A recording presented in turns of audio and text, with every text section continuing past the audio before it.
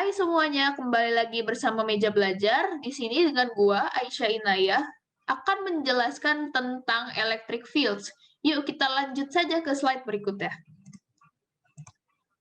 Ya, apa itu kuat medan listrik atau electric field? Kuat medan listrik adalah gaya listrik atau gaya elektrostatis yang bekerja pada suatu muatan, pada suatu titik tertentu. Bisa kita rumuskan, E sama dengan F per Q, dengan E adalah kuat medan listrik, F adalah gaya elektrostatis, bisa berupa kaki kuadrat per R kuadrat, dan sebagainya, dan Q adalah muatan. Lalu bagaimana kuat medan listrik pada dua pelat sejajar?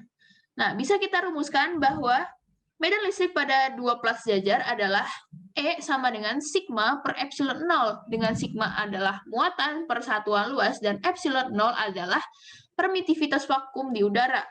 Atau jika yang diketahui adalah beda potensial antar pelat, bisa langsung kita rumuskan dengan E sama dengan V per D.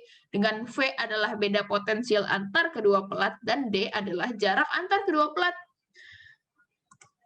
Bisa kita lanjut ke soal yang pertama. Sebuah partikel dengan muatan positif plus Q yang diam ditaruh pada kedua pelat sejajar yang memiliki muatan negatif dan positif seperti gambar berikut.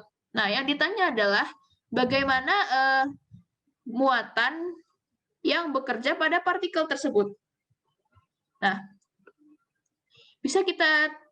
pertama-tama bisa kita tuliskan arah medan listriknya itu kemana. Nah, karena arah medan listrik itu bekerja dari positif ke negatif, maka kita bisa tuliskan bahwa arah medan listriknya itu adalah ke atas, bilang saja sebesar E. Nah, karena muatan pada partikel ini juga positif, maka gaya elektrostatisnya akan bekerja sesuai dengan arah medan listriknya, sebesar Q dikali E.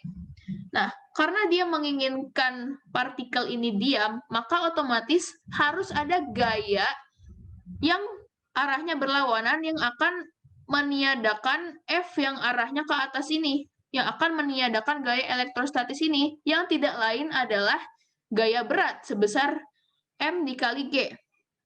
Nah, karena dia menginginkannya diam, maka kita bisa tuliskan sigma F sama dengan 0, dan bilang saja sumbu positifnya adalah ke atas, bisa kita langsung tuliskan Q dikali E dikurangi MG adalah sama dengan 0. Lalu bisa kita tuliskan Q sama dengan MG per E.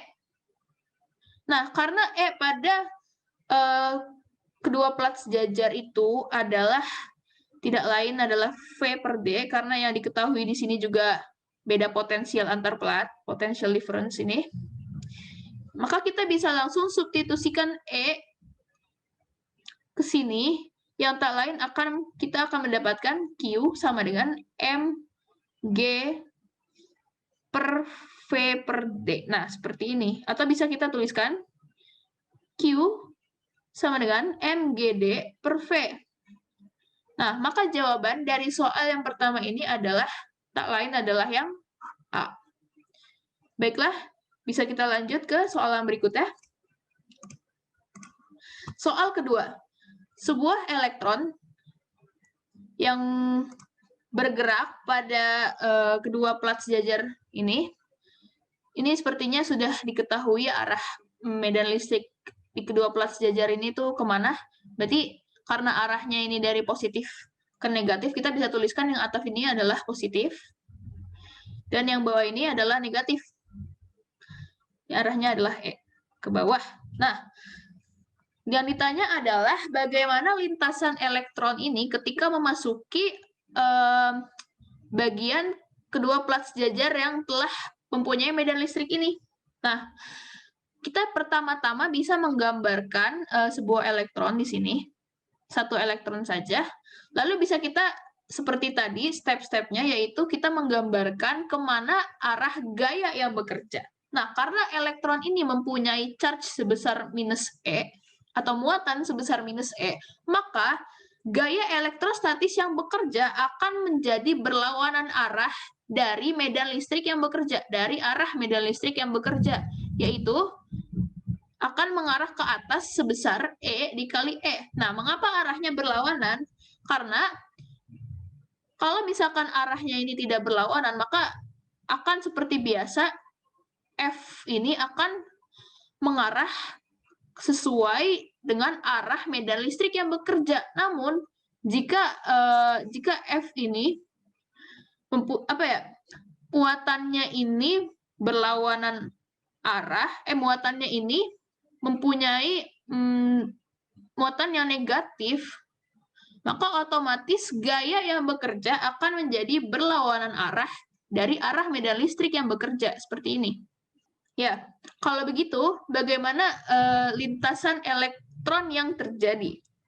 Nah, karena dia bergerak ke kanan juga, misalkan dia punya kecepatan sebesar V, nah maka elektronnya ini akan bergerak seperti ini dong.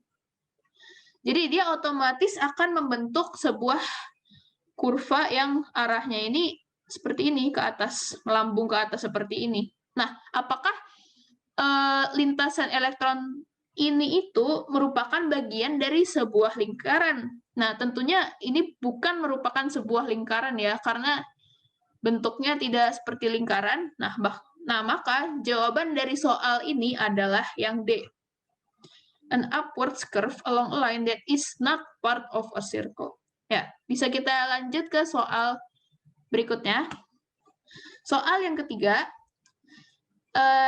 ada sebuah muatan ada sebuah partikel yang sudah bermuatan yang ditaruh di kedua plat sejajar, yang kedua plat sejajar ini dihubungkan dengan suatu beda potensial yang konstan. Bilang saja beda potensialnya ini ada sebesar V, beda potensialnya ini sebesar V, seperti itu. Nah, jika diketahui gaya yang bekerja pada partikel ini adalah F. F ini adalah sebesar Q dikali E, dengan E adalah V per D, maka bisa kita tuliskan F sama dengan Q V per D.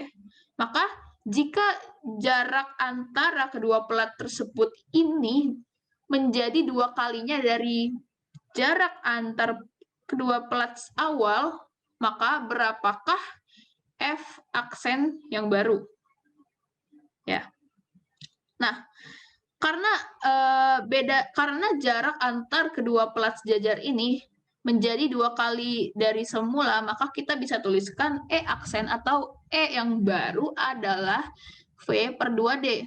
Nah, kenapa ini tetap V? Karena disebutkan bahwa beda potensial antara kedua plat ini konstan, jadi tidak berubah besarnya.